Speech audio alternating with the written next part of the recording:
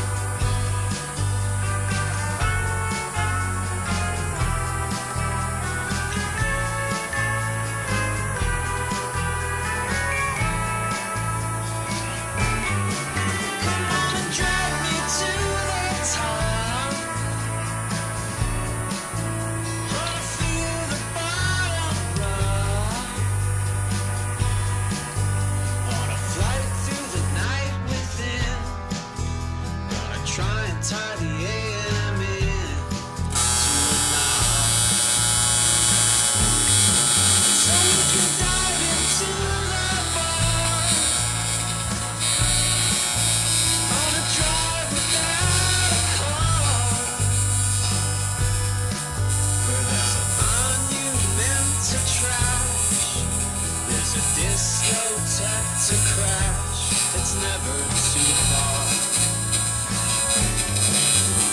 But in between the lasers, the smoke machines and tracers, the fire doors receding to the walls.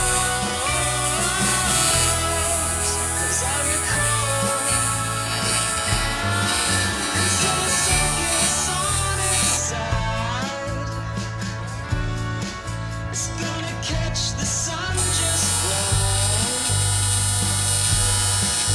Make tea at morning dew, read up on the sporting news, and cry.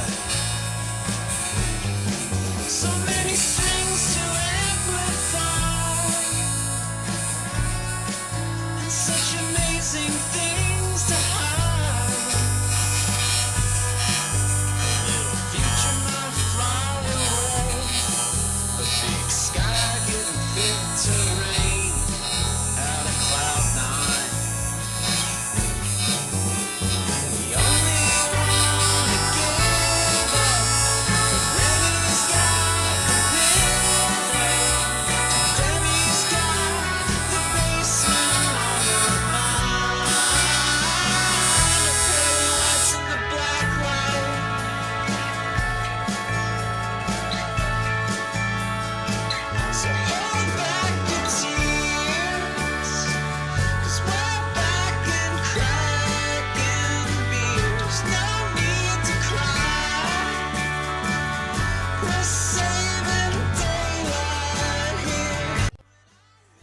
Alright, so she's all welded up now. We got our in or our out port, or an in or out port there.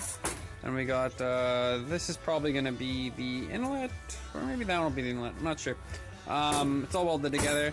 The intercooler itself was made of poo metal because it's so soaked with oil, so I had to do a couple passes on it. Yeah. We'll flow some water through this and see, for one, if it leaks, and two, if it's actually going to flow well enough.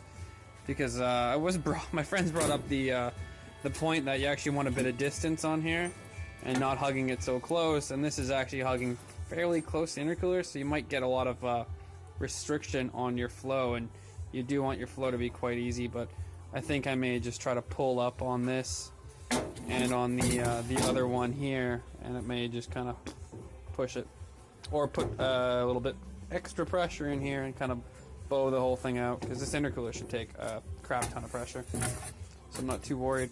So yeah, we'll carry on. All right, come take a look at this, peoples. We got the hot side of the intercooler all plumbed in. This doesn't have a barb on it, but it's only going to there, so I got to weld on a little nipple. But as you can see, that's tacked in.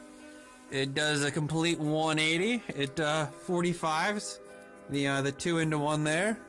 Uses the generic straight section from the kit to a generic 90 elbow there, and yeah, it's in like Flynn. Some of the worries I have is that this is very small piping. It's only 2-inch, and some people say you should at least go 2.5. Not sure what I'm gonna do for the outlet of this intercooler. I may actually go out and buy the 2.5-inch kit and make it 2.5-inch out, as I've used up a lot of the nice bits of the kit, like the couplers, the 90-degree ones. I've used those, so I don't have any more. But yeah, we're basically done. How's it gonna act when it's running? Who knows? This I'll show you from the front. You can't actually see it, so this car won't look like it's turboed or supercharged or has an intercooler by any means. So the radiator should see a nice clean flow. It's bolted on the bottom at the rad support or bumper support, and then on the front here it goes up to a bolt hole right there. So yeah, exhaust is kind of done, and tomorrow we should hopefully get the drive shaft back, or maybe in a couple days. No, I'll drop it off before I go to work on Monday. This is very close to my work. Some modifications I had to make to the radiator here is I capped off the bottom port because the one turbo is there, so I hole sawed a plug out, welded the center hole, and then welded it around, and then the piece I cut off, that shitty old Mishimoto radiator. Definitely a plug for not buying Mishimoto radiators. It's junk. Yeah, and then cut it off, made a big oblong hole, put it on, welded it. Now it comes off away from the turbo, so it gave me a little more room, and it may come in handy when I do the outlet. So yeah, if you want to know more, definitely comment down below. Talk to you later.